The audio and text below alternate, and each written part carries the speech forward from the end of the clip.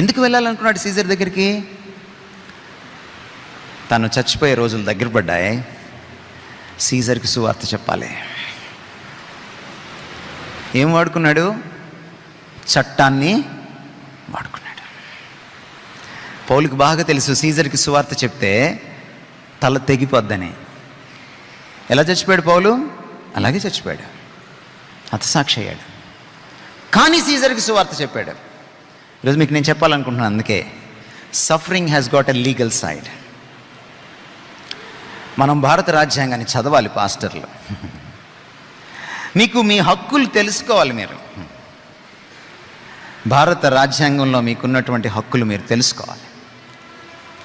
రాజ్యాంగం మీకు ఇచ్చే స్వేచ్ఛను మీరు దుర్వినియోగం చేయకూడదు, అలాగని సద్వినియోగం చేసుకోకుండా ఉండకూడదు. మీరు కూడా పోలీస్ స్టేషన్కి వెళ్ళచ్చు.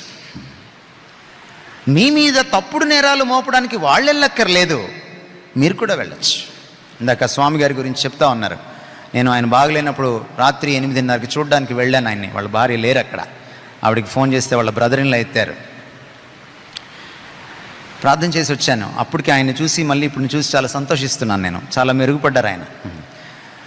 తప్పకుండా ఇంకా మెరుగుపడతారు. కొన్నిసార్లు మనల్ని పోలీస్ స్టేషన్కి తీసుకెళ్తారు. మీరెందుకు వెళ్ళరు? అలా వెళ్ళడం దేవుని చిత్తం కాదనుకుంటారు మీరు. మీకు చెప్తున్నాను నేను ఈ రోజున, పౌలు చట్టాన్ని వాడుకున్నాడు.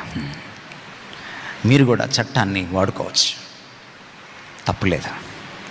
ఇంకా కావాలంటే మీరు పోలీస్ ప్రొటెక్షన్ అడిగి సువార్త చెప్పడానికి వెళ్ళచ్చు. మీకు తెలుసా ఈ సంగతి? మీరు ఎస్పీకి అప్పీల్ చేసుకుంటే మీకు ముందుగానే ప్రొటెక్షన్ ఇస్తారు.